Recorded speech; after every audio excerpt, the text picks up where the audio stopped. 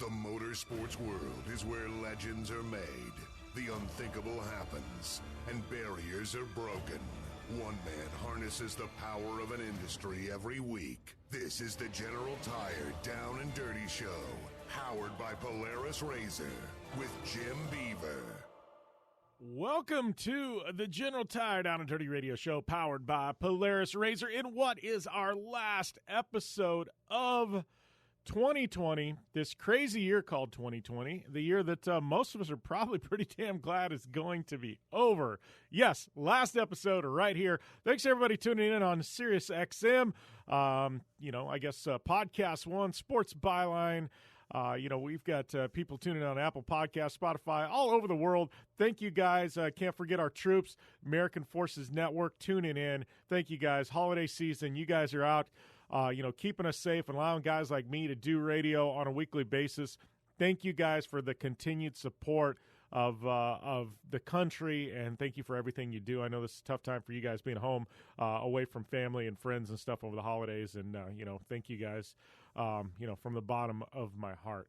That being said, we're going to try and send this one off on a high note this week. It's been weird. Motorsports, we got all kinds of stuff to talk about in this first segment, and then after that, we're going to roll into a couple of interviews, some fun ones, shaking it up. Got my good friend Ashley Kidd.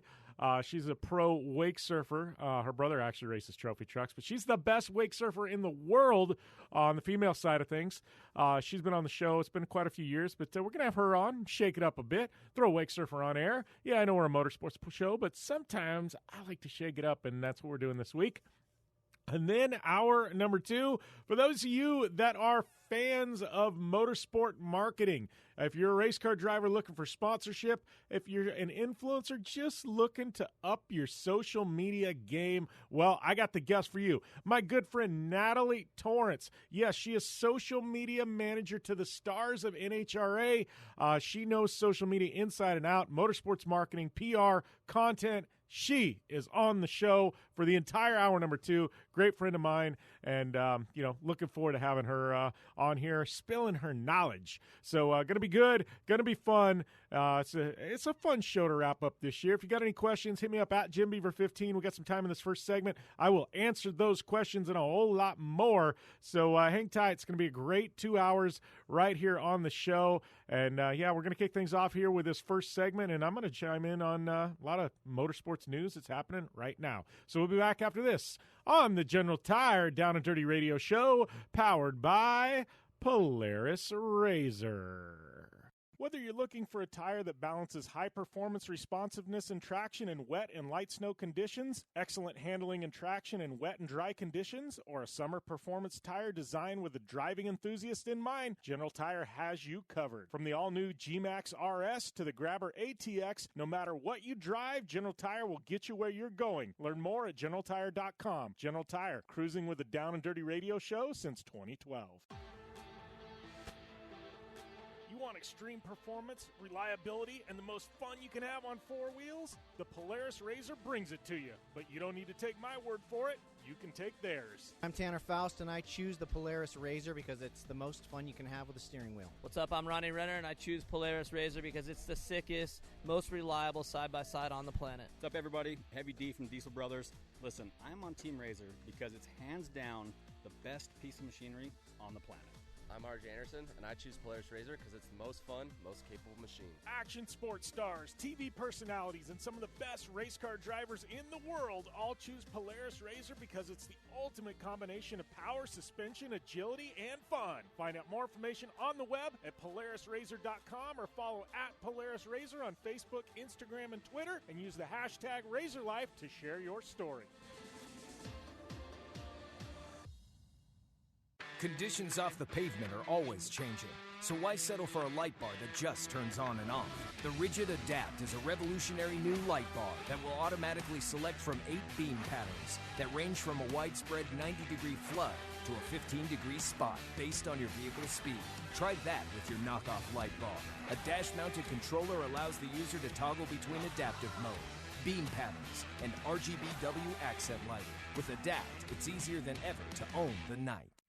From the 2018 Master Distillers of the Year comes a bold new American whiskey and fistful of bourbon. Their whiskeys have been award-winning for generations.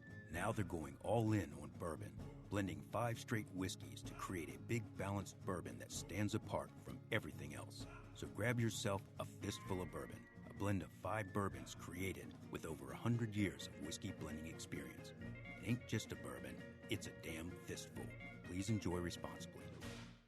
When looking for a new wheel for your off-road vehicle, car, truck, or UTV, the choice is easy. You choose what the pros use. Rob McCachran, Keegan Kincaid, and myself, Jim Beaver, all exclusively use Vision Wheel, whether we're dominating Baja, taking the cup at Crandon, or shredding UTVs. Vision Wheel's trend-setting designs and durability will set you apart from the competition and your friends. Check out visionwheel.com or @VisionWheel on social media to learn more. Like what you hear? Catch all the back episodes of the Down and Dirty Radio Show on Apple Podcast, and be sure to rate, review, and subscribe. All right, welcome back here to the General Tire Down and Dirty Radio Show, powered by Polaris RZR, hour number 1. And yes, thank you guys. We just got done with a big esports event. We had our Fistful of Bourbon Pro 2 Showdown. Thanks to everybody that tuned in on Facebook, YouTube, Twitch. All of our channels are growing like crazy, man. But great race. Had Ron Caps, Chad Reed, Bilko. We had a bunch of guys in there having a lot of fun, sliding, slamming, racing Pro 2s on the streets of Long Beach. Fun race, and a lot of good times right before the holidays. Was a qualifier for our World Cup. Big news coming out of our World Cup. Going to be dropping those news sometime in the next week or two, hopefully. But yes, we got a lot cranking on our end on the esports front. But if you missed that race, worth going back, checking the broadcast out on YouTube, Twitch, Facebook. It's up there on the archives. Cool race, man. Really was. So main event was awesome. Yeah, go back and check it out. Worth the watch. Speaking of iRacing, use the coupon code PR-JimBeaver. That is going to get you a 50% discount over there at iRacing.com when you sign up for a new account. And once again, Fistful of Bourbon, big partners in the show. Just re-up for another year. Going to be involved in the show, our esports stuff. And if you're looking for some bourbon, check them out. Definitely good stuff had by all over there. So, yes, we are back for 2021 with more radio. Been doing this for 10 years. So, 10th anniversary of the show next year. Who would ever thought we'd be around for 10 years? I certainly didn't, but glad we are, and glad you guys are still tuned in and you guys are listening. So, yeah, I don't know if there's any, I'm open. SiriusXM picked us up for a new day. Now we're actually on Saturdays and Sundays on SiriusXM. So, obviously, we got some listeners. We're doing something right. But, every year we kind of, assess things. And this has been a weird year. And I apologize for you listeners who tune in. I mean, this with the pandemic, motorsports, it has been a weird year to try and get interviews, to do a proper show, talk about what's going on in the racing industry. It's been tough. I can't say that 2020 has been our best stellar year for radio ever. Like it just hasn't. I'll be honest with you. We've had some great guests, but it just hasn't been one of our best years yet. And I want to make 2021 and our 10th anniversary the best year yet. And obviously we're going to have stellar guests, but from a content standpoint, hit me up. Let me know what you guys want to hear on the show. I am wide open. I love interviewing people. I love your suggestions. And, we did that power ranking segment the last, year or two? And that was directly because of you guys. And, Chris Leone and I had a hell of a lot of fun with it. That's going to come back. But, yeah, if you got any ideas, special segments, guests, reoccurring roles, anything you would like to hear more of, hit me up. Let me know. We will change. This has always been a fan-driven show. This isn't a Jim Beaver-driven show. This is a fan-driven show, and we always like to please our listeners. So squeaky wheel gets the grease. You want something on air? Boom. Hit us up. Let us know. So, yeah, lots of stuff coming out of off-road. Lots of news, rumors swirling about January, February. Man, we thought this whole pandemic thing was going to be over by the start of the year. Now it's lingering into the new year on the motorsports front.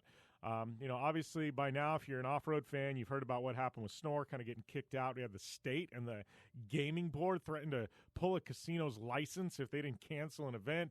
And there's all kinds of stuff going on with that. From what I understand, the Arizona races are safe right now. I know Park 425 is going on. Dave Cole's been very open, saying King of the Hammers is 100% a go as of now. So, one of the biggest races, or two biggest races of the year to start off the year are definitely a go.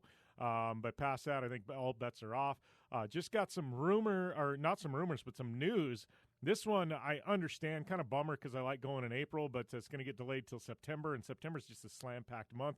Long Beach Grand Prix, it is being delayed until September of next year. That one, that one's going to be interesting. It's going to be the finale of the IndyCar series. It's going to be run in September. Weather should be pretty solid in Long Beach in September. I love that April event. It's kind of one of the big kickoffs to motorsports season, and especially with IndyCar, always one of the first couple of rounds on the calendar. And, it's iconic. It's one of the big ones. Everybody wants a Long Beach Grand Prix win. Former Formula One race, IndyCar, it is one of their crown jewels.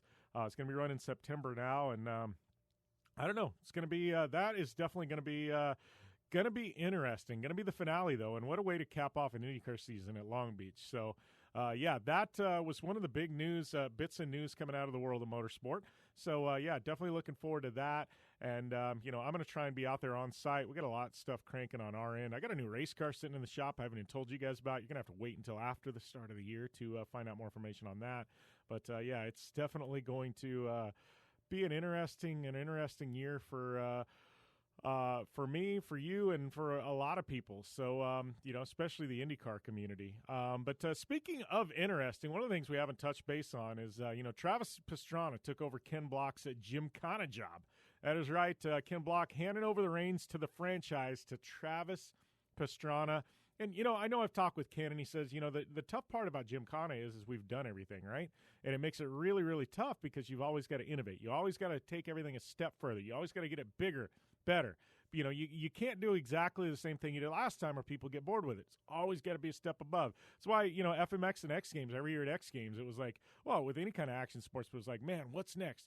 What crazy stuff are they going to pull out in FMX? And, and Pastrana and Deegan and those guys went to war, and every year they stepped it up. Well, Gymkhana's the same. Like, Ken Block has been forced, for 10 years to continue to elevate, bring something new, crazier venues, crazier stunts, and finally there comes a point where there's just not a lot left, right? And so you got to get another set of eyes on things. Insert Travis Pastrana. That is right. Mr. TP199 took over Ken Block's franchise. They filmed in his hometown there, Annapolis, Maryland. And, I got to say, it's out there. It's on YouTube. It's doing very, very well. I mean, it's anything done by Hoonigan and with the Gymkhana name is going to go viral. But, it was one of those where Travis is just a different type driver. Ken is very calculated. He's an assassin. He's a scientist. Ken sits back and he analyzes things and he looks at it and he does runs and he does tricks based on his calculations and stuff. And Ken drive? Absolutely. Got insane car control. He's very cerebral. He's very calculated in everything he does. Travis, on the flip side, is a wild man. Travis just shoots from the hip and goes, right? And that's not saying that Travis isn't a very, very good driver. I mean, he's phenomenal. He's I've said long time he's one of the best pure race car drivers in the entire world. You can throw him in anything from a rally car to an off-road truck to a dirt bike to a NASCAR. And Travis is fast. He's bad fast, right? He's very, very diverse. Phenomenal driver. Him and Sebastian Loeb, Robbie Gordon, I'd say Juan Montoya. There's a few that I would throw up on that pedestal as just pure great drivers, So TP definitely in that, but he's a different type of driver. I mean, he's a stunt man, right? He's all for show, and I got to tell you, this video was very, very different than a lot of previous Gymkhanas. I loved it. And I'm not taking anything away from Ken's because I love watching Ken's videos, but this was just a different type Gymkhana. And I think that, for me, was kind of cool to see a different take on it. A completely different take on the same tried and true formula. And it really, I think, was very, very successful. And I'm kind of anxious to see, as time goes on, how many views that totally gets. And I think it'll be right up there with some of Ken's best. And, and truthfully, that being said, the internet's a whole different place. Those social followings are bigger now. Their YouTube subscribers are bigger now. So this should be bigger, the biggest Gymkhana yet. But regardless, I have to say Travis did a phenomenal job at doing this. And I got to tell you, he had a lot of weight on his shoulders. And I think Trav knows this. I mean, if this was a failure, it would have directly been related to Travis because Ken he hasn't had a failure in Gymkhana yet. And Travis, he's a good friend of ours, good friend of the show, but I got to tell you, he absolutely slammed it out of the park when it came to Gymkhana. So there was some crazy jumps there, some crazy stunts. Some stuff that you want to say sketchy at best, and threading the needle. TP definitely did that in more than one instance in the new Gymkhana. So worth going over to the Hoonigan YouTube channel, checking it out. I mean, it is definitely worth the 10-minute watch. Normally we would do a live watch on the show of those, but it's already been out for a week and a half. So I feel like, when we can do that, like day of, it's kind of cool. But I've already watched it too, and I like giving my first impressions on a video on those. But definitely go worth the watch. So we're going to take a short commercial break. My good friend Ashley Kidd, pro wake surfer, she's going to be up next right here on the General Tire Down and Dirty Radio Show, powered by Polaris RZR. Your life demands a tire that provides durability, comfort, and performance, and that's what General Tire delivers for you. From the all-season grip of the Grabber UHP to the comfort and on-road manners of the Grabber HTS to the durability and off-road traction of the Grabber AT2, General has a tire that will help get you where you need to go. So let us take you on your next big adventure. Tweet us at General Tire, hashtag anywhere is possible, because with General Tire, anywhere is possible. Don't just shred your way through any off-road rugged terrain. Get into gear with GSP XTV and let us redefine your adventure. The GSP advantage of quality and performance sets a standard for UTV axles. We strive to provide premium ATV and UTV axles to keep you shreddy ready. Kick up some dirt and get in the driver's seat with GSP XTV. With over 35 years of experience, drive with a company you can trust. Drive with GSP. For more information, please visit us at gspxtv.com today. You're listening to the Down and Dirty Radio Show, powered by Polaris RZR. All killer and no filler. I'd like to welcome my next guest to the show this week, my good friend. I was actually looking, Ashley. By the way, it's Ashley Kidd on the line. I just jump right into things. But I was looking back. I was like, I think our first time we did an interview was back in like 2014, 2015, something like that. For some odd reason, in the back of my mind, I remember like you had 7,500 Instagram followers at the time. So we're talking way back, Ashley. Yeah, that was a while back. I think at a competition in Arizona, you stopped by, and yeah, it was a while back. Yeah, well, definitely grown the Instagram since then. Yeah, well, that was actually here in Parker because that's my hometown, and I remember at the time, like you and I shared a lighting sponsor, and they helped you on the boat side, and then me on the racing side, and somehow we got connected through them or something, and pretty sure you probably won that contest, just like you pretty much win everything these days. Well, thank you. So yeah, I can't even remember. Yeah, right. It's almost like me with racing. Like I've done so many races and I do so many, like I was looking back at my career and I've done like a few hundred races at this point. And like with you and wake surf competitions, it's got to be the same. Like somebody will bring something up and it's just like they all kind of got to blur together, right? Exactly, they do. I'm like, gosh, what?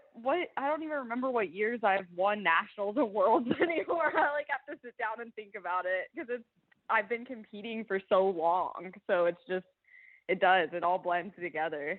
Yeah, and I tell everybody, and and sometimes I'll forget to update it for like a year or two, and then it gets hard. But I tell anybody that's a professional athlete, or even if it's just getting started out, start logging like every last competition you go to. It doesn't matter how small. Literally just keep an ongoing list on your computer, and every time you do one, hey, I got 20th place at this. Hey, I got first at this. And exactly. Because 10, 15 Such a years. good idea. Yeah, 10, 15 years goes by and you forget everything, and it's just like. You do.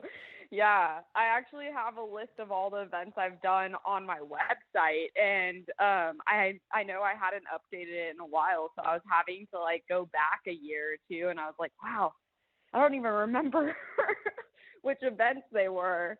But yeah, that's such a good idea to just write it all down. Yeah, that's it. You would think you would remember those things, but it just blurs. Yeah, which I guess. When something does stick out and you do remember it, it was like an epic moment, right? Because I know, like, there's got to be times in your career now. Because what have you been doing this? Like a decade now? I know. Well, you've won like 9 U.S. titles, right? So what is about a decade or what was it, late, like 2009, 10? Did you get your start? So I learned how to wake surf in 2009 and started competing in 2010. So it's been a while. I feel like too, and obviously you're the elite of the elite now, but do you feel like when you got started, like wake surfing was still very much in its infancy? Like wakeboarding was huge at that time. Oh, yeah.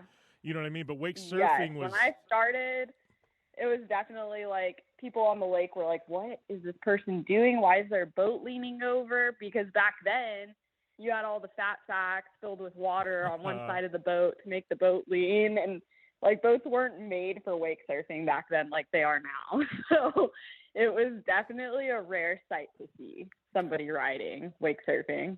And it is funny because there was 3 or 4 years where I was really heavy into wakeboarding, and then I was in college and it just got tougher and tougher to be on the water and things like that. But we're talking early 2000s, and boat technology has come a long way, because I remember, like, holy crap, the amount of water and ballast tanks and water sacks and stuff like that we had in the back of the boat to get it. I mean, it was like, it was crude. Like you said, like it was like, boat tech is so vastly different nowadays.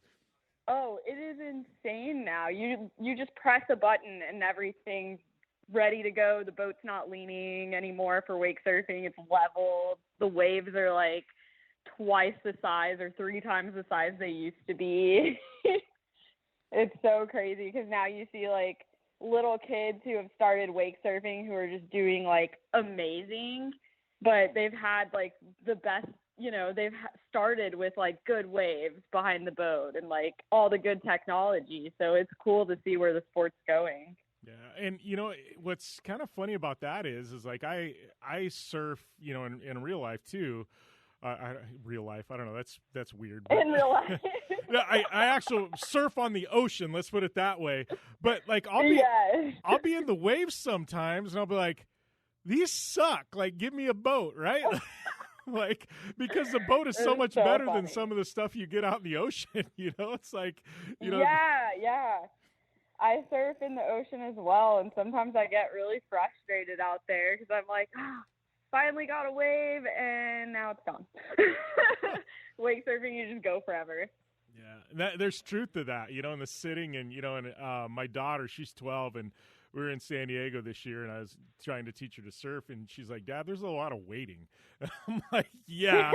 And then there is a lot of waiting. Yeah, and I'm like, with wake surfing, I have that. It's just, it's just get and go. And I know it's kind of like me. I've really got into cable park riding the last couple of years. I can't wakeboard much anymore because of my knees, so I do a lot of wake skating. But I tell you what, cable parks, from when I first started learning to wakeboard, and there was the only option was a boat, it's so nice to learn tricks at a cable park, because like you fall down and 5 seconds later you're back up. And I feel like wake surfing's kind of that way. Like you can learn tricks, you fall. Like if you're trying to learn them in the ocean, you fall and it's like you got to paddle back out, turn around. Like there's like yes, much longer process. Yeah. So that being said, I mean, let's talk a little bit, because it's been a long time since I've had you on the show, probably 3 or 4 years, I think.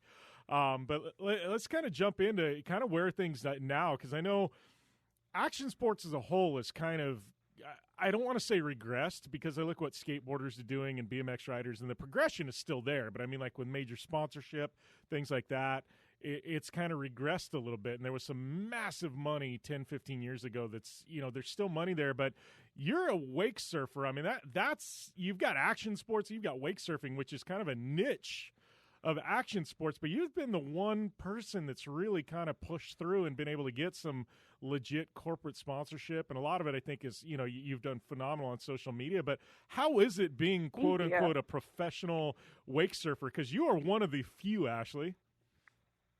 Oh, thanks. Yeah. I just spend pretty much most of my time, trying to push the sport, trying to get better.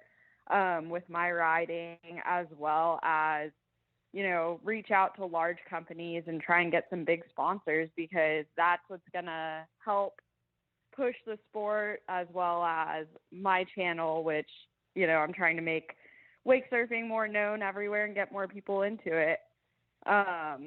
So it's just been a constant thing for me since I started, really, that I've just continuously just been pushing at that. Yeah. Well, that being said, I mean, how, wake surfing, correct me if I'm wrong, but there's no major TV packages or anything like that. I'm sure there's some live streaming and things like that go there's on. not. There actually isn't. So, so for a company to come in and be like, all right, we're going to give Ashley X amount of dollars or something like that, like, they're going to rely on your social, because it's not like somebody can tune in on ESPN and watch you just shred behind a boat, right? So all of it falls on your shoulders to turn around and, show the world what you're doing, Exactly. It's all through social media. So that is definitely one of the different things with wake surfing than other sports. No, it's not, on TV, and the events aren't like massive, huge events where thousands and thousands of people go to. So it's all relies on social media and, all of that in the boating industry, and just, crazy.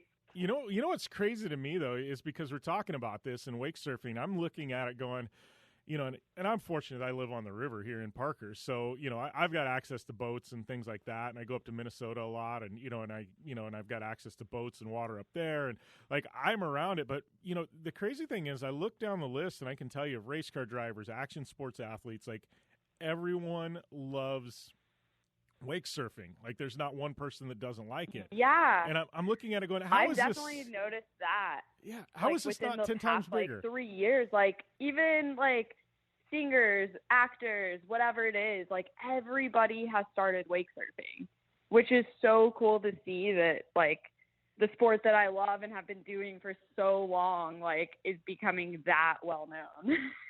Yeah, well, and I see that, and I go, how is this not bigger? Because everything is there. I mean, you got amazing personalities like you. You've got, I mean, what you do behind a boat is just insane, and you've got all these mainstream people who love doing it. And I'm like, how is this not all of a sudden got a TV package? I mean, we got some horrible stuff on television nowadays. Like, how is this not jumped up there, Like, it's crazy, I know. I think it will one of these days. It's just the process of it growing. It's slow, but it's getting there. Yeah. I mean, you've got to be reached out by some insane people. I mean, your social following, I know, congrats. You just clipped 100,000 followers on Instagram, I think, here, a month or two back? Thank you. Yeah. And it's crazy because once it hit the 100,000 mark, it seems like it's just growing way quicker now. I think I'm at like 112,000 now. Oh, wow. But for a while there, it seemed like pretty stagnant. Like, I would get, a couple every now and then. But ever since it hit the 100, it's been growing fast. So makes me happy. Yeah. You know what's funny about Instagram? And I don't, there's all kinds of algorithms and stuff like that. But I feel like mine does that too. Like, for the longest time, I was in the 40s, and I was like 44, 45. And then all of a sudden, within 2 months, it jumped up into the 50s. And then then for a month or two, nothing happened. And now I'm in the 60s, and I feel like it just like, crazy. I get these weird gaps where it's like Instagram goes on fire and I get all this growth. And then all of a sudden it's like, pump the brakes. All right. We're going to. And then it goes away completely. Yeah. Same thing when I post certain things. Sometimes I'll post a video. And I'm like, wow, this is so cool. Like, such a cool edit. And it does like, it's like decent. And then I'll post something that's like, should I even post this? Like, it's not that cool. Does amazing. Like, okay, just never know what you're going to get. And we're going to continue this conversation with Ashley Kidd. We'll return here to the General Tire Down and Dirty Radio Show, powered by Polaris RZR. I'm Polaris rider Jim Beaver. I race trophy trucks professionally, host a Down and Dirty Radio Show, and also travel the country announcing motorsports events. I've seen it all, and trust me, I've done most of it. So when it comes time to relax on the weekend, nothing is better than taking time with my family in our RZR vehicles. They've got the reliability I need to just pick up and go explore the desert, dunes, or trail, and have the capability to attack even the harshest terrain. If you're looking for some of the most reliable and safest, and hands down most capable off-road machines in the world, look no further than Polaris and their award-winning lineup of RZR vehicles. Whether you want your daughter to experience off-road driving for the first time in a RZR 170 like me, take the entire family out in a RZR XP4 1000 on the weekend, or shred the desert and dunes in the all-new RZR XP 1000 Fox Edition, Polaris has you handled. Take my advice and join me and some of the best drivers in the world by driving a Polaris RZR. Check out the full Polaris RZR lineup at Polaris.com or follow them on Facebook, Instagram, and Twitter at Polaris RZR. Your life demands a tire that provides durability, comfort, and performance, and that's what General Tire delivers for you. From the all-season grip of the Grabber UHP to the comfort and on-road manners of the Grabber HTS to the durability and off-road traction of the Grabber AT2, General has a tire that will help get you where you need to go. So let us take you on your next big adventure. Tweet us at General Tire, hashtag anywhere is possible, because with General Tire, anywhere is possible. When looking for a new wheel for your off-road vehicle, car, truck, or UTV, the choice is easy. You choose what the pros use. Rob McCachran, Keegan Kincaid, and myself, Jim Beaver, all exclusively use Vision Wheel, whether we're dominating Baja, taking the cup at Crandon, or shredding UTVs. Vision Wheel's trend-setting designs and durability will set you apart from the competition and your friends. Check out visionwheel.com or at Vision Wheel on social media to learn more. Looking to have some fun on four wheels? Dirtfish Rally School has you covered. Packing as much adrenaline and adventure as you can handle into high-performance all-wheel drive and rear-wheel drive Subaru rally cars is where the fun begins at Dirtfish. Just 30 minutes outside of Seattle in Snoqualmie, you'll get a chance to train up to 3 full days with some of the country's best instructors and be put through the high-octane rush of rally on mud, dirt, and tarmac. Get started today and call 425-888-7715 or visit us online at dirtfish.com and use code 911 for a 15% discount. Life is all about sound. The sound of sports, the sound of the racetrack, and the sound of your vehicle. Don't drive around listening to this. Drive around listening to the sound of performance. Gibson Performance. Gibson Performance Exhaust is the company who can turn this into this. Remember that life is all about sound, and Gibson Exhaust is the sound of performance. Check out your next catback exhaust system, headers, muffler, or UTV exhaust at GibsonPerformance.com and get more power and more sound. Like what you hear? Catch all the back episodes of the Down and Dirty Radio Show on Apple Podcast and be sure to rate, review, and subscribe. Welcome back to the General Tire Down and Dirty Radio Show, powered by Polaris RZR. Got pro wake surfer extraordinaire Ashley Kidd on the line. Before we went to break, Ashley, we were kind of talking about social media and stuff. You know, I want to chime in on your social media following. You know, you've built a really organic following that really follows you for hardcore wake surfing content. It's been pretty interesting how you've built your community. Right, right. Yeah, I try and just stick to a bunch of wake surfing on my page. Wake surfing, I think I might start getting into posting a little bit more of like my workouts and what I eat, because I've had a lot of people asking me about that. And now that it's winter time pretty much here in Texas, which can be cold some days and then warm the other days. But so I might start posting a little more of that. But yeah, definitely a majority of my page is all wake surfing. Yeah. Well, in talking about, that, let's jump into the fitness side, because I never really even thought about that I know real surfing because I've spent a ton of time in the water. I mean, it's crazy the amount of swimming and paddling and things like that. Like I can go out and surf for 45 minutes and be whooped at the end of it, Oh yeah. Wake surfing. I mean, there's a lot of that. Definitely one of the best workouts. Yeah. Fall, swim, get your board, get back up. There's a lot of different muscles and things like that you're using. And I'm sure a session of yours, you're probably in the water for a few hours, right? A day? I'll usually wake surf for about an hour and then sometimes take a break and ride again. But usually after an hour, since it is so constant, like we were talking about, I'm usually exhausted, and especially if I'm trying new tricks, because then it is like, fall, get your board, the boat's already there. So then you get up again and try again. So definitely gets tiring. Yeah. Well, I know you've been doing some stuff too. Like you've played around in some wave pools in that, right? I mean, and obviously it's not behind a boat, but and that's kind of, I guess, would simulate real surfing. I don't want to say real surfing because you know what I mean, like ocean surfing. But yeah, ocean surfing. It's crazy because, BSR surf park's like about an hour from my house. So I've been there a couple times. It definitely it's different than surfing in the ocean, way different than wake surfing. But yeah, I would say it is definitely more similar to ocean surfing, but still has a different feel to it. Yeah. And did something like that or ocean surfing, is there a lot of carryover? can you take your wake surfing tricks, apply them to the waves, or can you learn something on the waves and then apply them to wake surfing? I mean, I've always viewed wake surfing as more like being at a skate park. You know what I mean? Because you know what I mean? Exactly. You know, is there any Yeah, crossover? actually, I get asked that question a lot. If I'm like as good at surfing in the ocean as I am at wake surfing, I'm like, no way. I can surf in the ocean, but as far as my tricks go, I haven't had the time to be out, you know, surfing in the ocean long enough to even figure out how to transfer the tricks over. But I do look at wake surfing as more of like a technical sport. So it'd be like a little bit more like skateboarding and almost even snowboarding. But as it's weird, you would think it would be super similar to surfing, but it's really very different.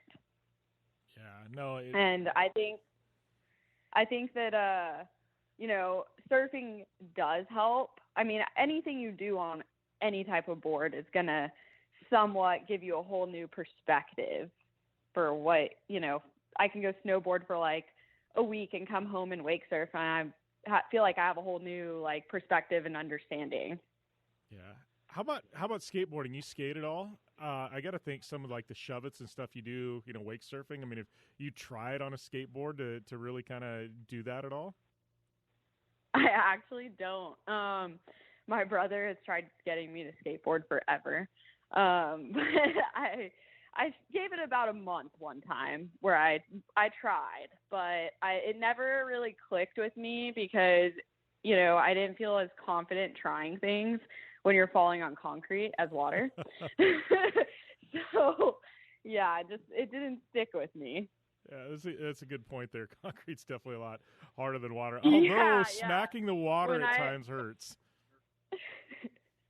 Yeah, when I go wake surf, you know, I'll try anything, even like a shove. Like I had never even done a shove in my entire life, but wake surfing, I'll try it a million times because I'm just going to fall in the water. So I'm like, it's not a big deal. I'm only going like 10 miles an hour.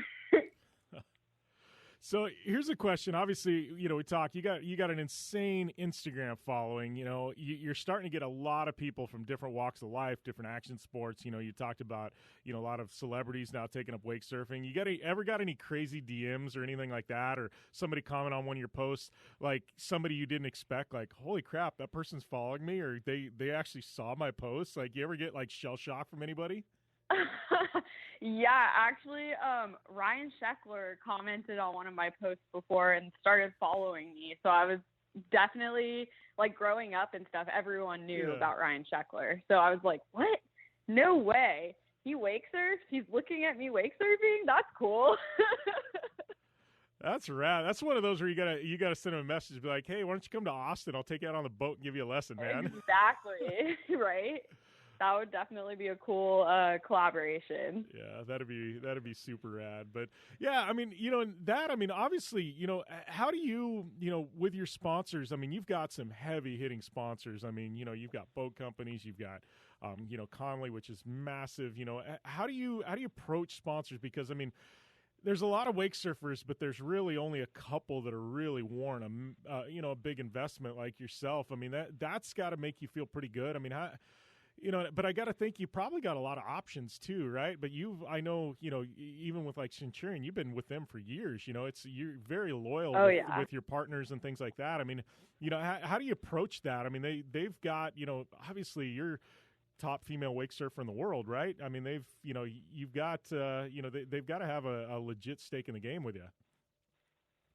Yeah, I definitely like more of the long-term sponsorships. I've been with Centurion for 7 years now, and I just signed with them for 2 more years. So, yeah, the long-term stuff is great. And I think it's all about, you know, communication and making each other happy with what's going on. And I'm always trying to reach out to the big brands and make sure that, you know, they like what I'm putting out, like all my content and whatever they need me to provide.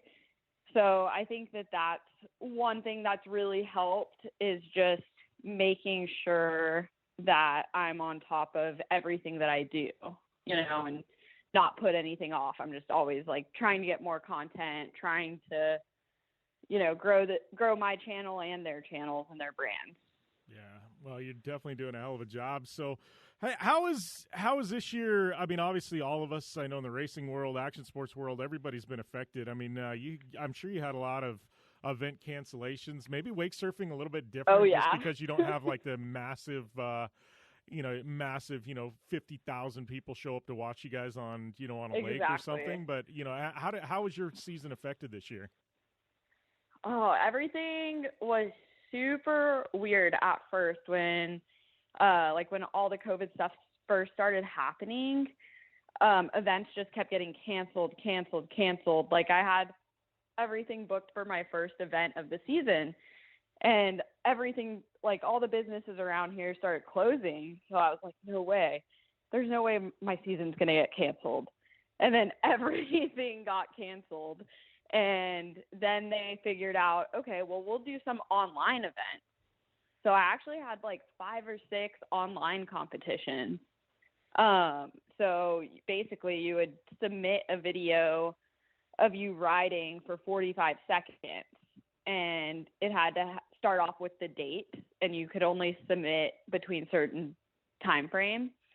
So that was kind of cool because you could try your best wake surf run as many times as you wanted. So that was like, you could submit the best you could ride. Nice. Basically. And then towards the end of the season, like September, October, I actually ended up having nationals and worlds in person. So that was cool that those ended up happening. But, it definitely wasn't the same as normal. The judges weren't like on the boats like they normally are. It was like a video camera on the boat, and then they still judged off of video, but we were all there in person to wake surf. Nice. Well, I guess that's got to have you excited for this next year to get back to actually normal competitions, right? Yeah. I mean, as of right now, they actually put the schedule out for next year, and I think we still have quite a bit of online events. Worlds is going to be in person again, and they said there might be more in-person events, but as of right now, they put out all online events again. So we'll see what happens. Yeah. But either way, I'm just happy that it's still going on somewhat, because it's still like I'm still competing, so it didn't get taken away completely. Yeah, it's kind of cool the way they did that and kind of innovated and allowed you guys. And I guess you're really fortunate that, I guess, the term social distancing, you being out on a boat in the middle of the lake, I mean, it's about as distant as you can get, right? So as long as you got a camera, you can still produce content. So yeah, I teach quite a bit of wake surf lessons, so all of that stuff's still been going on. So luckily, the boating industry, in the beginning it was affected, but then in the end ended up being one of the busiest seasons. Yeah. How's the sport, obviously COVID aside, how's it doing? I know for a while you were doing a lot of international travel and doing some events overseas and things like that. How's the sport doing in places outside of the U.S.? Oh yeah.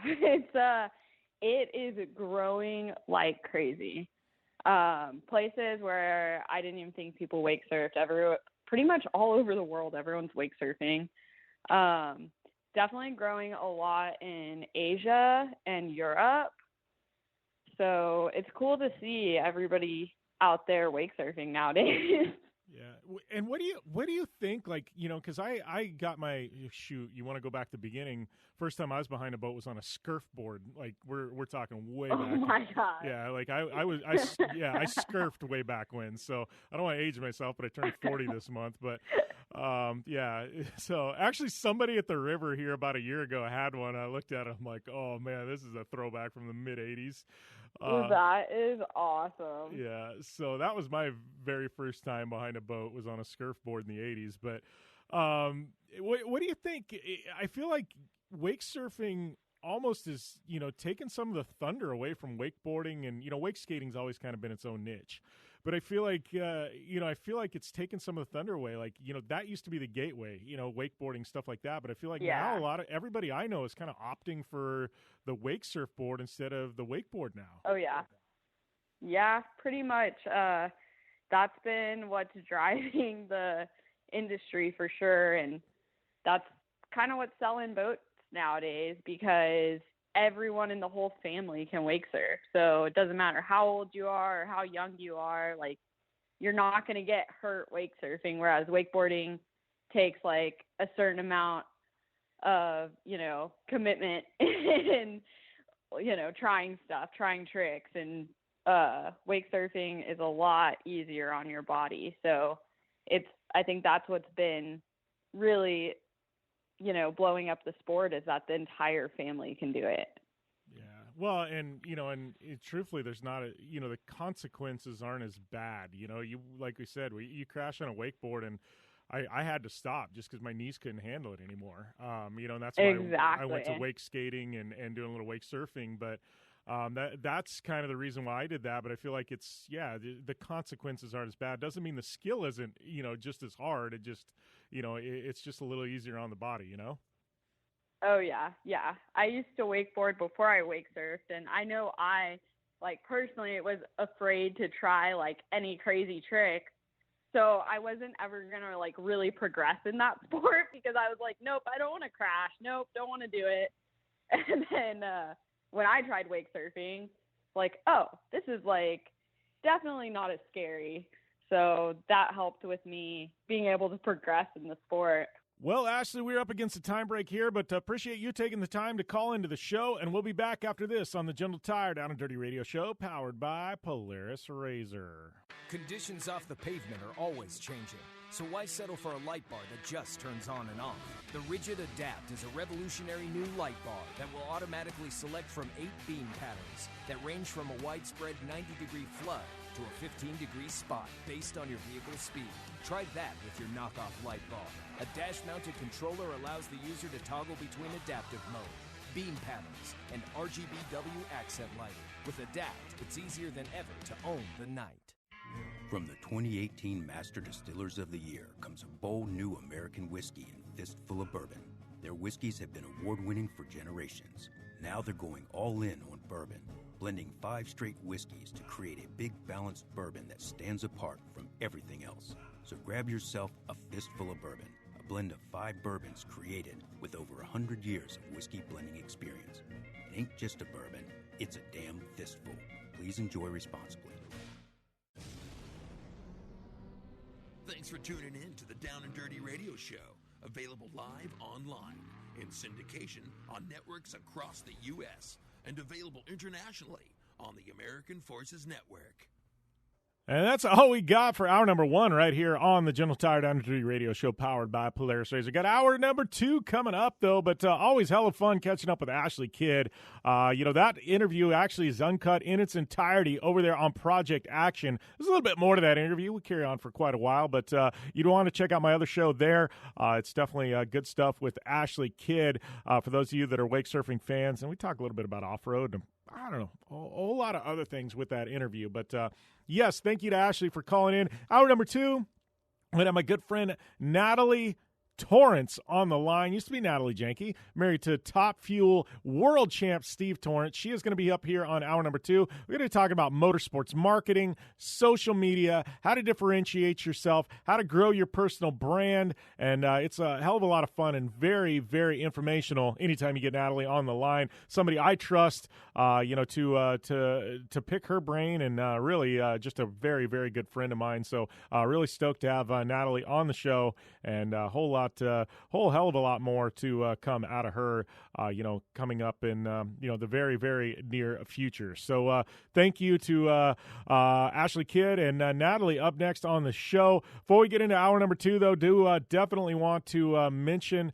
our good friends there at Fistful of Bourbon. Check out their new bourbon, as well as our friends at iRacing, PR-Jim Beaver. That will get you 50% off there at iRacing's website. So, yes, we are going to continue to crank on the iRacing content over the holidays and a whole heck of a lot more So, yeah, that coming up in hour number 2, though, Natalie Torrence, and we got a whole lot more coming at you next year as well, but we're going to take a short break. Be back with more after this on the General Tire Down and Dirty Radio Show, powered by Polaris RZR.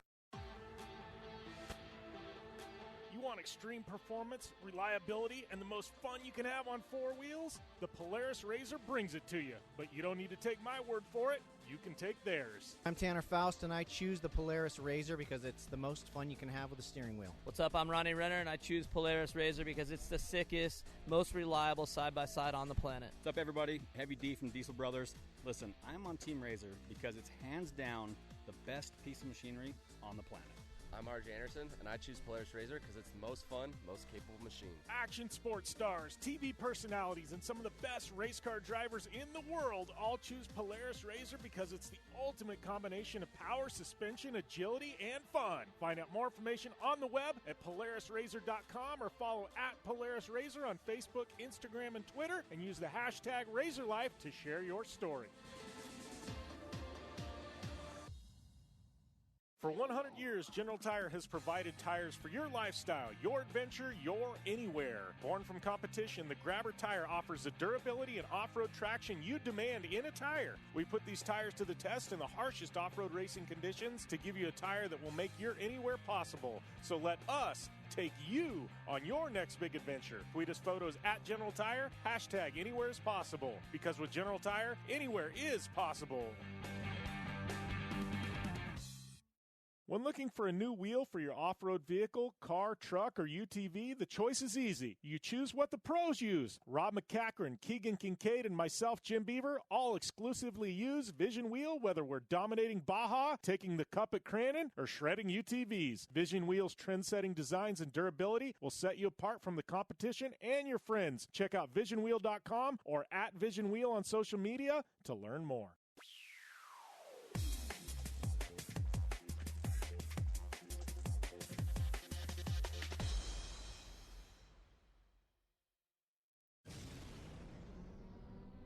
Thanks for tuning in to the Down and Dirty Radio Show, available live online, in syndication on networks across the U.S., and available internationally on the American Forces Network. Hour number 2 upon us here on the General Tire Down and Dirty Radio Show, powered by Polaris RZR. And yes, it is going to be an epic show. You know what? Let's talk a little bit about Christmas. Let's just jump into things. Let's talk about Christmas, man. I want to know what you guys are doing over the holidays. You know, obviously it's easy to say, oh, what do you want for Christmas? Yeah, everybody wants a RZR, right? Want an iPad, want a MacBook. I want to know what you guys are doing over the holidays. That's more interesting to me, right? You guys going to go camping? You're going to be out in the desert with your RZRs? You going to see family? You know, you taking a vacation for the holidays, like staying the hell away from family? Like, I like to know everybody's individual holiday routine. Because, you know, there's 2 holidays. There's Christmas and there's New Year's. You do the same thing. You do something different. Like, to me, that's the bigger story around Christmas, right? And by the way, I'm a massive Christmas music fan.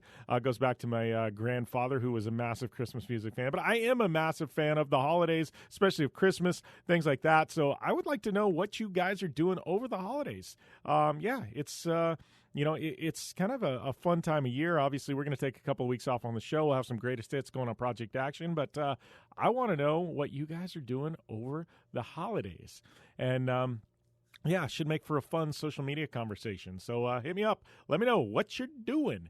And that being said, we are continuing to crank along here on the show. Want to give a shout out to my boy Jason Ellis. And he is no longer with SiriusXM. Obviously, we air there. And, you know, a phenomenal relationship we've got with SiriusXM and Sports Byline. But I want to kick a little plug out. He's got a new podcast going on, and he is killing it over there. Hoping to have him as a guest on our show at some point in the very near future to talk about his new show. But he's got a podcast going on.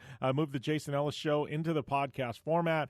He has supported this show endlessly, helped with our growth, always a guest on the show. It's a good friend of mine, so definitely got to throw a shout out to our boy Jason Ellis with his new show. Go and check it out. Apple Podcasts, subscribe, do all that good stuff. Listen in. Same crew, just different place to get it. So big shout out to Jason Ellis and our good friends over there at the Jason Ellis Show on everything they got going on. So, yes, we are going to take a short break. We come back. My good friend Natalie Torrence. Yes, Natalie is going to be on the show, and we're going to be dissecting the world of motorsports marketing, social media, and who knows, probably the NHRA and a whole lot more right here on the General Tire Down and Dirty Radio Show, powered by, you guessed it, Polaris RZR. I'm Polaris rider Jim Beaver. I race trophy trucks professionally, host a Down and Dirty radio show, and also travel the country announcing motorsports events. I've seen it all, and trust me, I've done most of it, so when it comes time to relax on the weekend, nothing is better than taking time with my family in our RZR vehicles. They've got the reliability I need to just pick up and go explore the desert, dunes, or trail, and have the capability to attack even the harshest terrain. If you're looking for some of the most reliable and safest, and hands down most capable off-road machines in the world, look no further than Polaris and their award-winning lineup of RZR vehicles. Whether you want your daughter to experience off-road driving for the first time in a RZR 170 like me, take the entire family out in a RZR XP4 1000 on the weekend, or shred the desert and dunes in the all-new RZR XP 1000 Fox Edition, Polaris has you handled. Take my advice and join me and some of the best drivers in the world by driving a Polaris RZR. Check out the full Polaris RZR lineup at Polaris.com or follow them on Facebook, Instagram, and Twitter at Polaris RZR. Your life demands a tire that provides durability, comfort, and performance, and that's what General Tire delivers for you. From the all-season grip of the Grabber UHP to the comfort and on-road manners of the Grabber HTS to the durability and off-road traction of the Grabber AT2, General has a tire that will help get you where you need to go. So let us take you on your next big adventure. Tweet us at General Tire, hashtag anywhere is possible, because with General Tire, anywhere is possible. From the 2018 Master Distillers of the Year comes a bold new American whiskey and fistful of bourbon. Their whiskeys have been award-winning for generations. Now they're going all in on bourbon, blending 5 straight whiskeys to create a big balanced bourbon that stands apart from everything else. So grab yourself a fistful of bourbon, a blend of 5 bourbons created with over 100 years of whiskey blending experience. It ain't just a bourbon, it's a damn fistful. Please enjoy responsibly. Looking to have some fun on 4 wheels? Dirtfish Rally School has you covered. Packing as much adrenaline and adventure as you can handle into high-performance all-wheel drive and rear-wheel drive Subaru rally cars is where the fun begins at Dirtfish. Just 30 minutes outside of Seattle in Snoqualmie, you'll get a chance to train up to 3 full days with some of the country's best instructors and be put through the high-octane rush of rally on mud, dirt, and tarmac. Get started today and call 425-888-7715 or visit us online at dirtfish.com and use code 911 for a 15% discount. Life is all about sound, the sound of sports, the sound of the racetrack, and the sound of your vehicle. Don't drive around listening to this. Drive around listening to the sound of performance. Gibson Performance. Gibson Performance Exhaust is the company who can turn this into this. Remember that life is all about sound, and Gibson Exhaust is the sound of performance. Check out your next catback exhaust system, headers, muffler, or UTV exhaust at GibsonPerformance.com and get more power and more sound. Like what you hear? Catch all the back episodes of the Down and Dirty Radio Show on Apple Podcast, and be sure to rate, review, and subscribe. Like to welcome one of my guests to the show. We're probably going to air this in a couple different shows, so I'm not going to say which show, but probably Project Action and the Down and Dirty Radio Show. But I am floating on Cloud 9 because I just had some really good news, but I've got even better news. My very, very close and good friend, Natalie Torrence, actually feels really, I think that's the first time I've actually ever said that. Normally it was Natalie Janke, but Natalie Torrence to the show. Welcome, Nat. Thank you. It just kind of rolls off the tongue like that. I don't know. How is life? How's things with you in Texas? Oh, everything is going great.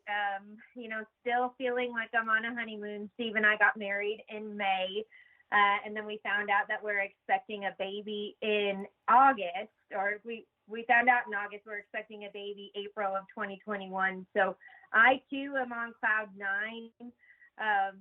Hearing Natalie Torrence is... it kind of makes me red in the face. I'm like, oh my gosh, I'm married. But all in all, everything is so great. And in my personal life, it's just really, really been blessed in 2020. Yeah, I gotta say, looking at things, this is actually kind of got to be a weird off season for you because we'll jump into your career and a bunch of stuff, and that's why you're around. But you and I are just going to shoot the crap for a little bit. But this has to be a weird off season because normally things wrap up with NHRA, and then like 2 months later, you guys are back racing, again in Pomona. This year, they kind of pumped the brakes. Things are getting a little bit later to start. It's got to be weird for you having an actual long off season, right?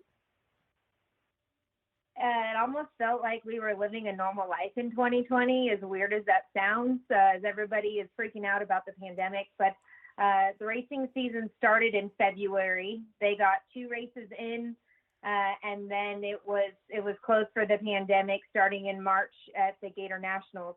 And then we had this 4-month break and didn't come back until July, and then continued on with the rest of the season, had 11 races, and just finished at the beginning of November. So, we were at home. We were developing what a week would be without traveling. Normally we travel 24 weekends a year. If we're only drag racing, you can sprinkle in some other events here and there, depending on the year. But we actually had some normalcy, established ourselves on the home front in East Texas, found out that we really did love each other, by spending all that time together. Even amidst the pandemic, we traveled to Florida with our dearest friends. We got married, and we spent some well-needed rest at home. Yeah, it's probably got you guys re-energized. Like, I know me, it's kind of been weird. Like, I get kind of, you don't want to say cabin fever, but at some point it's like, man, everything that was normal is not there. Like, I need to go back to a racetrack. As much as, like, at some point, like, I don't want to say I don't ever appreciate my job, because I absolutely appreciate my job. But sometimes you're like, man, it would be nice to have a free weekend. And now that you're at home and you've got all these free weekends, and you're like, man, it really would be nice to be back at a racetrack, right? Yeah, we felt the same way, mostly because we miss all of our friends. When you travel as much as you do, your friends that you make are at the racetrack, and so not being able to see them, was definitely a bummer. But being able to keep up on social media and all the other platforms that may be has been nice. But when we got back to racing, it was a well accepted to see all of our friends.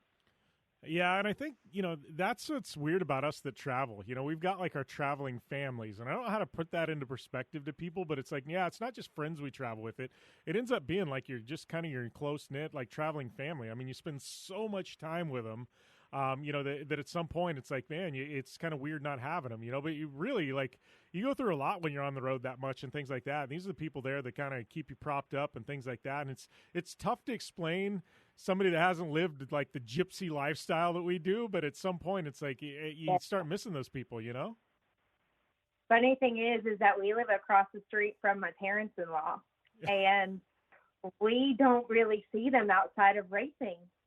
So when we travel, when we go to the racetrack, we are with them for 3 days straight, and then we'll come home, have, a 3 or 4 day break, and then go back and spend time with them.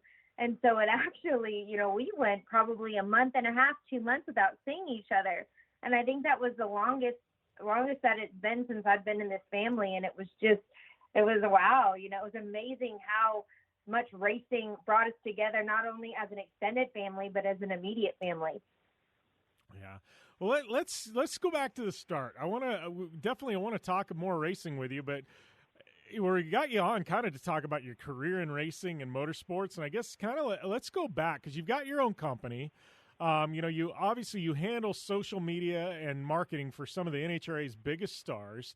So you've got some street credentials, Natalie. But let's go back and see, because you've got a journey that is a little bit different. I mean, you kind of got started, like, kind of your gateway into this whole racing thing, right? Was through NHRA, correct? And Harley Davidson? That's correct. When I was 17, 18 years old, I was, I guess it would be 18. I was sitting in class during my freshman year of college, and I heard these big, loud noises. I was going to the University of Laverne at the time, and thought, oh my gosh, what's going on over there? And did a little recon and saw, oh, it's drag races and it's a big event. I wonder if there's an opportunity to make some money. And ended up, doing some searching online and got mixed up with a marketing agency that needed temporary staff, and they happened to need temporary staff for Harley-Davidson Motor Company. It wasn't a particular dealership. It was the brand right out of Milwaukee, Wisconsin. And so at this time, it was about 2008. I did temporary work for them at the drag races in Pomona, California, where the races started and stopped at that time, February and November. So I would see the same people reoccurring at both events, both in the winter and in the fall. And that went on for about 2 years until I got offered a full-time position to travel the NHRA circuit with Harley-Davidson Motor Company. Again, the big parent company out of Milwaukee. And at that time, I didn't really understand what I was signing up for. I just thought, I'm teaching motorcycle education. I'm capturing, lead generation, helping assist selling motorcycles, teaching people how to ride motorcycles, and really developed a passion for people as well as a passion for the brand, and being able to see what the actual consumer's passion was like for a particular brand. I mean, it's not every day you find somebody who is in love with a brand, right? I don't love my toothpaste. I don't love my hairbrush, but I love my Harley-Davidson motorcycle. And through that, I worked with them for about 10 years, traveling the NHRA circuit, additionally going to Daytona, Sturgis, Laconia, several open houses for the motor company, and really developed myself as a staple in their promotional department. We would travel to all these events. You'd see familiar faces. Again, you talk about passion for the brand. And that is what really led me to develop my own passion of helping small businesses of what I do now, because of the passion that I experienced not only from that brand, but from the customers.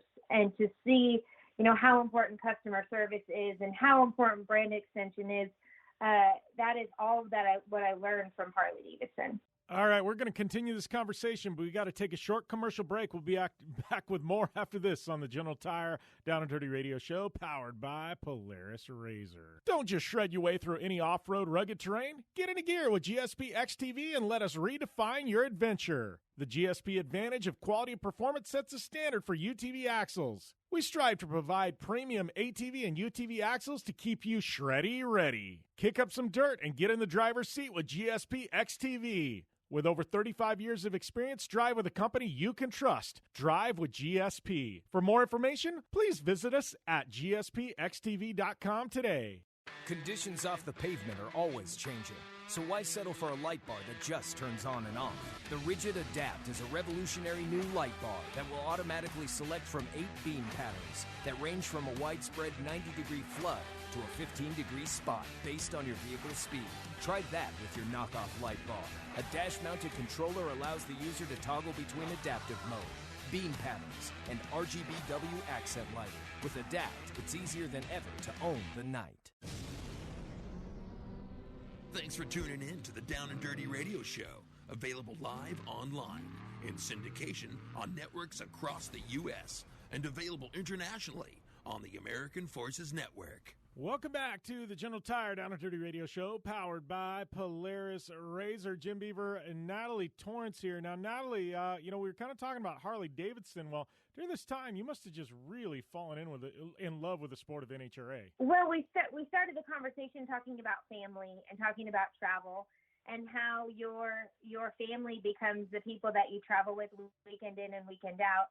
And for somebody like me who's very social, it was all about, I didn't want to feel lonely. So, of course, over the 10 years of working with Harley-Davidson and traveling the NHRA circuit, you begin to meet people and develop friendships and, of course, learn how to speak their language. 15 years ago, I couldn't have told you what a whole shot was. I couldn't have told you what reaction time was. Couldn't have told you what an elapsed time was. But as you start to be exposed to these people in this world, you learn and you develop knowledge that you realize is different from motorcycles and different from what you may have known before.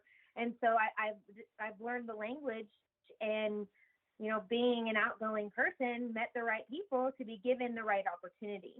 I was with Harley Davidson for 10 years and was looking for something different. While I was working for Harley, I've always believed in education. I have a bachelor's in business administration. I went back and I got my master's degree in innovative marketing strategy. And so I was really trying to build myself to be a pivotal role within the motor company. And unfortunately, in 2015, the opportunity didn't come to be able to make myself that valuable position. But the opportunity did come to start my own company with Gray Motorsports, which currently is Tanner Gray, Taylor Gray, their father Shane Gray, and their grandfather Johnny Gray, who were big in pro stock car racing, but have now moved over to the NASCAR side. And so I was with them, helped launch Tanner Gray's career in drag racing. He went on later the next year to win a championship, and I went on to build my brand and my PR and marketing to represent all of the top tier champions in the NHRA. Yeah. Well, and you kind of a little understated there, but I think, with a company like that, starting your own company, I kind of want to talk through that, because a lot of us want to do that, and a lot of people decide they want to do that, and then a lot of people get into it and find out how ridiculously hard it is to do that. And for you, like I look at your client list now, and we don't necessarily need to run through them all, because you know what I mean? I know that's not you to kind of wave the banner on who you represent and things like that. But I mean, Natalie, you've had to work your ass off to get where you're at, because I know the people that you work with and handle social media for and work on public relations and things like that. And that's no easy feat. Something like that's really tough, because you have to have a diverse client list, because one person doesn't pay the bills. You got to have 5, 6, 7, 8 to start making real money. That had to have been pretty rough going right out of the box. Well, you definitely have to want it as bad as you breathe. And that means all the time, every day, 24/7, because just like you said, you work for yourself, and the only person you can rely on is yourself. I also have a really great support system, and attribute a lot of my success to the foundation building that I've done of the last 15 years. I've never closed a door. I've never burned a bridge. I've always tried to be helpful, keep a clean reputation, not do wrong by anybody, because you never know when you're going to have to cross back over that bridge, or you're going to have to extend that olive branch to ask for an opportunity. And at the same time, you have to be willing to take the risk and ask. If you're not asking, nothing is ever going to happen. Also, you have to be very respectful, because you never know whose feet you're going to step on or who was there before you. And so I feel very blessed to have, the support system that I do. It hasn't been easy.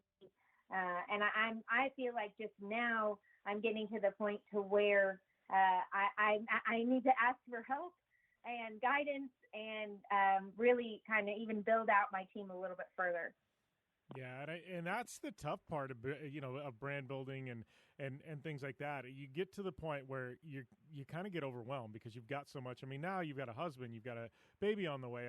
There's a lot you've got to think about, and those hours where you could work till 2 a.m, 3 a.m, you're starting to see those slip away a little bit. Going, I'm going to have some other commitments, and that's got to be kind of one of the tough things, is to actually find the right person that fits into your little business, you know what I mean, and bring them in and have that trust factor where you can open up what you do to somebody else. Having that kind of vulnerability when you've built this baby of your own, that's not easy, Natalie. I am feeling all of those feelings that you just mentioned, Jim. You talk about finding that right person, and not only do I represent athletes, but I also represent small businesses. So if we look at each athlete as a small business, they are currently working every single day to build their brand, increase their visibility, and it's their name that's on the line. Like I said, whether we're talking about athletes or small businesses, and they're entrepreneurs. So they are willing to put in the time and effort that it takes to work hard to experience success as well. So it's a very motivating, positive environment. And it definitely takes the right person to kind of fit right in there that has that same mentality. Because if you don't have that mentality and you don't want it as bad as you breathe, it's just not going to be the right fit. And so finding those right people that also take direction really well and can learn my style is very important. Yeah. So, all that being said, obviously, this has been a weird year for motorsport, and we had this big gap. And I know, I think there's a lot of old school racers and a lot of old school business people. They still have been reluctant in the internet age and social media and things like that to really dive in. And I think we learned something and this year, and I think you and I, we've talked off air about it, but it's been a really trying and taxing year. I mean, we've seen some of the top NHRA programs, call it quits for this year and decide to come back next year and things like that. I mean, this has been really, really hard because now we don't have 50,000 people at a track. We don't have television time. We don't have a lot of things, so that digital footprint, the things that you and I specialize in, they become that much more important. They've always been important, but I think a lot of people now realize, like, man, the people that have that digital footprint and they've done things right, they've got a leg up on everybody else who haven't. And I mean, I got to think you've probably fielded a lot of calls this year with people going, man, maybe now's the time to call Natalie and invest in this whole digital side of things. It's amazing. We can never discredit the power of personal connection. I mean, meeting with somebody in person and being able to talk and hug and feel each other's energy. I mean, we can never discredit that. That is so powerful. But we've had to come up with ways and alternatives to be able to feel even a fraction of those feelings that we feel when we're physically together. And you're exactly right. The digital age in 2020 has just blown up. How do we communicate? How do we reach our audience? No longer do we have demographic information about people that are coming to an event because there aren't events being held. So how do we find the people who love drag racing, the people who, love to eat good food, the people who, how do we find our people? And that's been a really big challenge in 2020 for the people and the brands that I work with. And you're absolutely correct. And my business has just boomed over 2020 because I'm physically able to help these businesses or these athletes connect and be able to drive more business or create more value for their particular sponsors or brands or whoever they're affiliated with, and I never would have thought that something like this would have happened that would cause this to occur, like a pandemic. But it's truly remarkable the amount of importance that connecting with people digitally has brought about in 2020. Yeah, for sure. So, that being said, I mean, obviously everything that we're going through right now with this pandemic, I mean, it's still kind of a little bit undecided heading into next year. I mean, it's still there. We're on this, whatever they call it, second wave, third wave. I don't know. You and I are fortunate. I live in Arizona. You live in Texas. We're kind of in a couple of Wild West states where we're a little bit more loose on things than a lot of the others, which I'm very fortunate to be in one of these two states. But, how are you viewing 2021? Obviously, NHRA schedule is going to be a little bit different. What are you thinking, about next year? Because I think, as much as things may at some point go back to normal, I feel like we've learned a lot this year that probably has changed us as not only as motorsports, I guess people in the motorsports industry, but as a country as a whole. Well, I have to be optimistic only from the conversations that I've had with the powers that may be, whether it's NHRA, whether it be marketing partners. Everybody is looking for a better 2020. The moment that ball drops in New York, if that's even going to happen, it's almost, people are feeling like a light switch is going to go off, and all of a sudden we have a cure for coronavirus, and away we go. No more masks, no more social distancing, and we can get together with 100,000 of your favorite friends. So I think 2021, everybody's looking very optimistic, but we've learned so much in 2020 and it really has to do with connecting with people. At the events that were held this year, it was very limited attendance, and the power of social media was stronger than ever. The way that you connect with people, the way that you connect with athletes, the way you connect with the sport was all happening virtually. And I think that a lot of that is still going to carry over into 2021 just because of consumer confidence.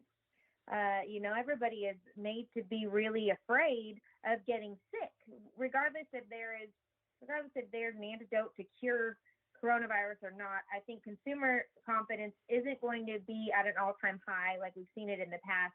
So as far as people attending events, I really don't think that we're going to see, a huge increase in people trying to gather together. So as far as the digital space, I think it's still going to be increasingly important for engaging with your favorite driver or your sport, or having some kind of interaction that isn't physical contact, to be able to, have that experience, whether it be, in venue or with that athlete or with that particular business. And businesses and athletes haven't switched to an online presence, they're almost behind the 8 ball, and they need to get there quick. I completely agree with you there. And with that, we are going to take a short commercial break, and we're going to return with more with Natalie Torrence right here on the General Tire Down and Dirty Radio Show, powered by Polaris RZR. Don't go anywhere. Whether you're looking for a tire that balances high performance responsiveness and traction in wet and light snow conditions, excellent handling and traction in wet and dry conditions, or a summer performance tire designed with a driving enthusiast in mind, General Tire has you covered. From the all-new G-Max RS to the Grabber ATX, no matter what you drive, General Tire will get you where you're going. Learn more at GeneralTire.com. General Tire, cruising with the Down and Dirty Radio Show since 2012. Looking to have some fun on four wheels? Dirtfish Rally School has you covered. Packing as much adrenaline and adventure as you can handle into high-performance all-wheel drive and rear-wheel drive Subaru rally cars is where the fun begins at Dirtfish. Just 30 minutes outside of Seattle and Snoqualmie, you'll get a chance to train up to 3 full days with some of the country's best instructors and be put through the high-octane rush of rally on mud, dirt, and tarmac. Get started today and call 425-888-7715 or visit us online at dirtfish.com and use code 911 for a 15% discount. You're listening to the Down and Dirty Radio Show, powered by Polaris RZR. All killer and no filler. Welcome back here to the General Tire Down and Dirty Radio Show, powered by Polaris RZR. Jim Beaver here with my great friend Natalie Torrence. We've been talking about a little bit about NHRA, media, marketing, social media, and branding. And I got a little story for you, Natalie. I was just talking with a company before this call, and we were talking, and they launched a new brand in 2020 in the middle of a pandemic, and it got pushed back a few months, and they ended up launching. But they said, this is really, really tough for us, because normally they'd be doing at-event activations at things like NHRA or NASCAR or baseball games or anything where there's large gatherings, concerts, things like that. And they go, it's been really weird because we're an older company, and everything we would ever do to launch a new brand or new product line, we can't do now. So it's got these companies that have been highly successful, beyond successful for years, now having to rethink everything they have ever done. And it's actually kind of an interesting concept. I guess me on the geeky side, I get excited because I feel like now everybody's starting from ground zero, and and everybody's got a chance to be equals now, and it's like, let's see who's smart this go around. We don't have 100 years of doing things a certain way to fall back on. But I don't know. It's really, I think, as we learned in 2020, a lot of things got interesting. Things like Zoom we'd never even heard of, and now all of a sudden it's probably one of the most frequented websites in the world. But I'm looking at things, from a standpoint going, man, creative types like you and I, Natalie, we got a chance to really possibly capitalize on this, just because if you can think outside of the box, I think there's a lot of success to be had. I think that is such a valid point. There is, now more than ever, there is no idea that is a bad idea. And, you and I have talked about your Polaris Star Car idea, how it was coming up with, I love to race, and how do I incorporate racing with some kind of additional visibility. And so now more than ever, the creative juices can flow and they can be heard, as opposed to, should I say this? Should I not say this? And no idea is a dumb idea. And that leads to the optimism that I feel about 2020 and the people that I work with. I've brought ideas.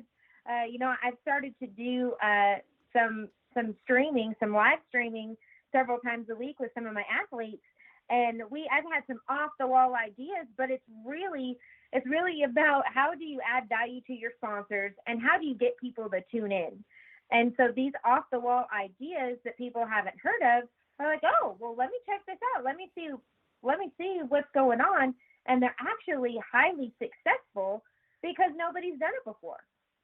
Yeah, and I think that's the biggest thing, whether you're talking about whatever you're talking about. I think it's really a lot of people steer clear. Oh, nobody's ever done that. It must not work. Well, just because nobody's ever done that doesn't mean it doesn't work. It just means nobody's ever tried that. And I've always found success in places where people haven't tried things. And I think, in regards to social media and digital marketing, I mean, you look at a guy, you want to talk motorsports, the biggest name in the world right now is Ken Block. Has been for a few years, and Ken, he's constantly trying things nobody else has done, and he's found, a whole lot of success with it. That being said, Natalie, let's put you on the spot. You're a PR person. Natalie Janke's got Natalie Inc., and you've got like $100 million to spend. Give me 2 or 3 people you've seen in the motorsports world that really kill it with their social media. Oh, I mean, Haley Deegan is right up there. Yeah. I mean, she's not even in my wheelhouse, but man, I've just seen her completely blow up over the last couple of years. She is so entertaining, and she is so dedicated to her people. And a day in the life, and you can turn into her social media, and it's a day in the life of her life every single day. I think she does a really great job. And that's being a woman in a male-dominated industry, and she's not even at the peak of her racing career yet. And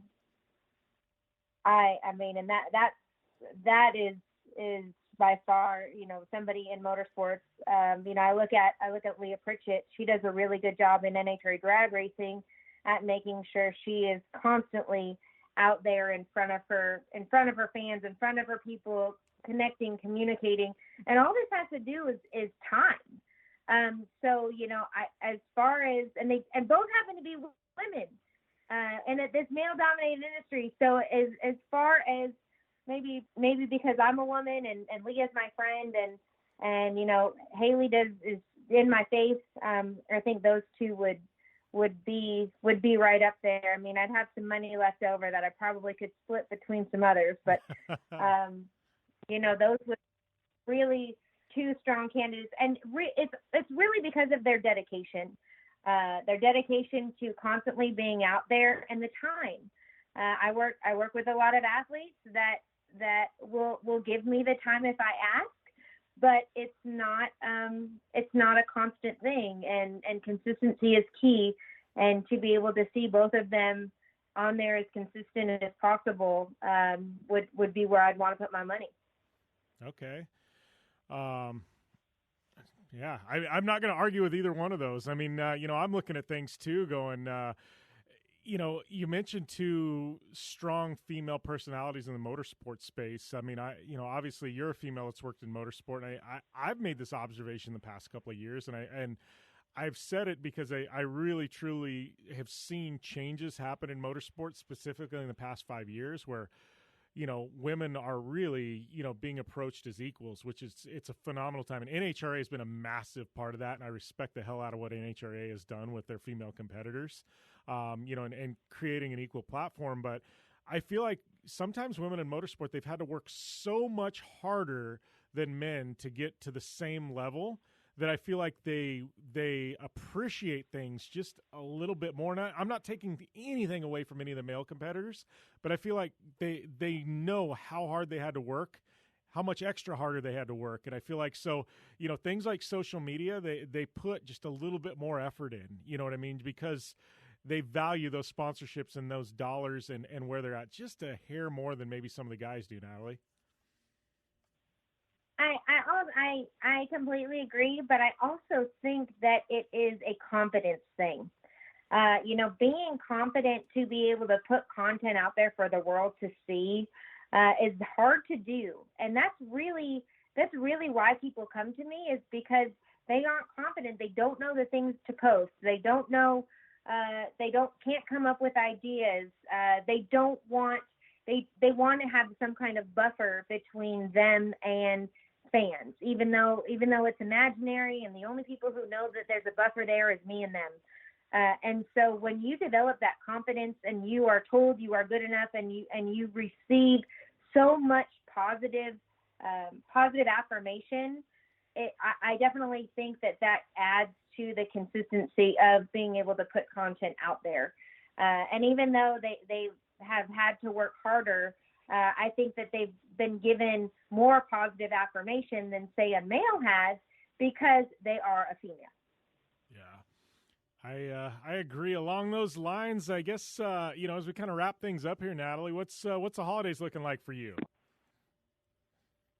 Oh, well, I mean, we are big Christmas people. I'm not somebody who changes the pillows or the sheets or has decorations for any other season other than Christmas. So, we have the Christmas tree out, the presents, the garland, the gate is decorated, the wreaths with the lights are out. My mother-in-law, like I said, she lives across the street. Her house turns into Santa's village. So we really enjoy this time, and it's really the feeling and the spirit of Christmas, the Christmas music, the cheer that you have, being able to call an old friend and just catch up. That's really, really, really special. We're also, in the midst of Christmas, we're also preparing a baby nursery, because we get back to racing in March and the baby's due in April. So it's a busy time, catering to my clients, preparing for Christmas, trying to enjoy some Christmas, and then also getting ready for, me and Steve's first baby, my parents-in-law, their first grandbaby. There's just a lot going on. Yeah, I kind of feel bad for you too, because being really good friends with your husband, like, I feel like he's got to be ridiculously hard to shop for, because he's kind of got everything, and probably what he doesn't have, he just buys, right? Yes, he's the man who has everything, but there are some things that he doesn't buy himself, or there are things throughout the year that I see or we experience together that he says, oh, that would be great if I had this or I had that, and he doesn't buy them for himself. So I have to make sure that I remember throughout the year to prepare for Christmas. He doesn't ask for a lot. He's actually his love language is service. So he really appreciates a clean house or a good cooked meal, or, making him something that took some kind of time investment. For somebody who has a lack of time, that can be pressures on, but he really likes sweet gestures and acts of kindness, really. Awesome. Well, Natalie, it is always fun catching up with you. Appreciate having you on the show this week, and we need to do this a little more often, especially once NHRA season starts cranking up.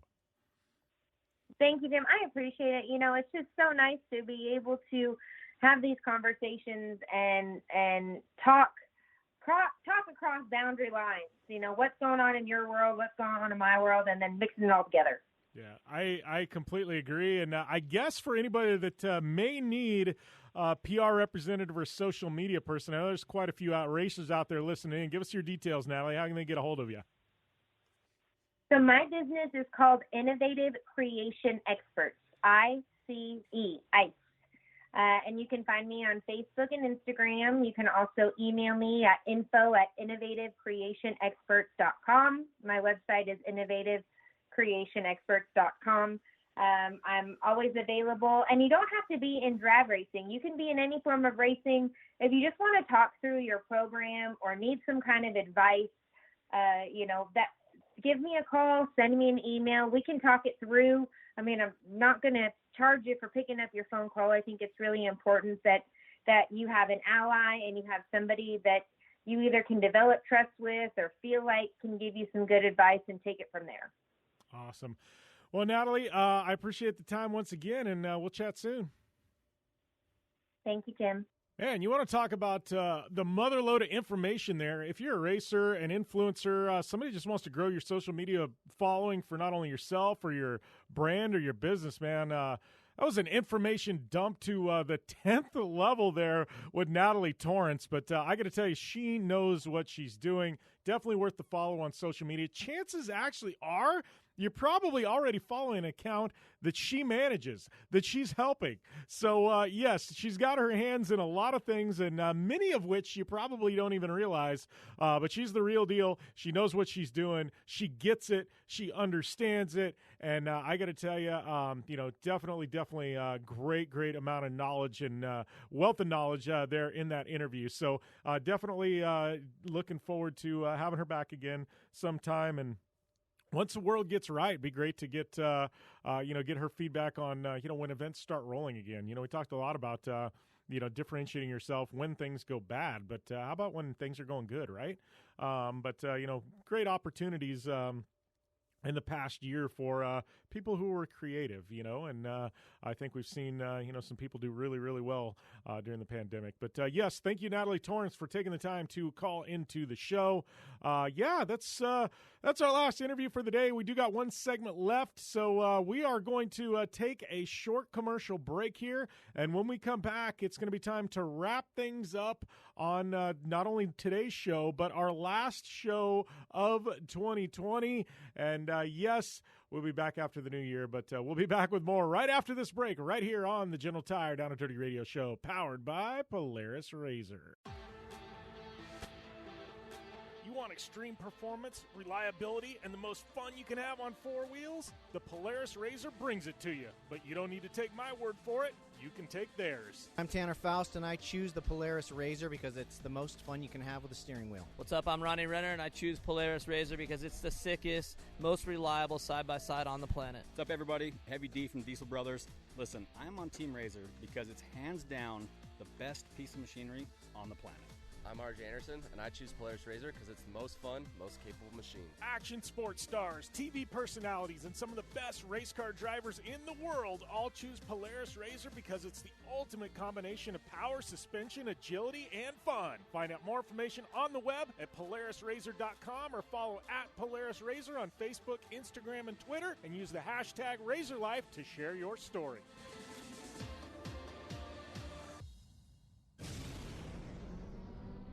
Thanks for tuning in to the Down and Dirty Radio Show, available live online, in syndication on networks across the U.S., and available internationally on the American Forces Network. And we're back here on the General Tire Down and Dirty Radio Show, powered by Polaris RZR. Thanks to all you guys for an epic 2020 on the show. Yes, I know when things go bad and we have a year like we did with the pandemic, a lot of people move to the digital space, and listenership was very, very solid this year, and I thank you guys for the support. Thanks to all our guests who have tuned in, all of our amazing partners. We'll be back with even more next year. My promise, absolutely, we will be back with more. Like I said at the opening, hit me up at JimBeaver15 on social media if you want to give us a little bit of feedback and insight. On guests and suggestions for next year. Always looking for that. Big thanks once again to all of our partners: General Tire, Polaris RZR, Vision Wheel, Rigid Industries, Dirtfish, GSBX TV Axles, Optimus, and Fistful of Bourbon, as well as iRacing. Thank you guys. Dirtfish, it's at JimBeaver15 or just JimBeaver15. That'll get you 15% off at Dirtfish, PR-JimBeaver. That will get you 50% off at iRacing. And, yeah, once again, I'm at JimBeaver15 on social media. The website is downanddirtyshow.com. And, yes, I know our website is down right now. We've got an all-new one being rolled out. We're supposedly supposed to make it happen January 1st.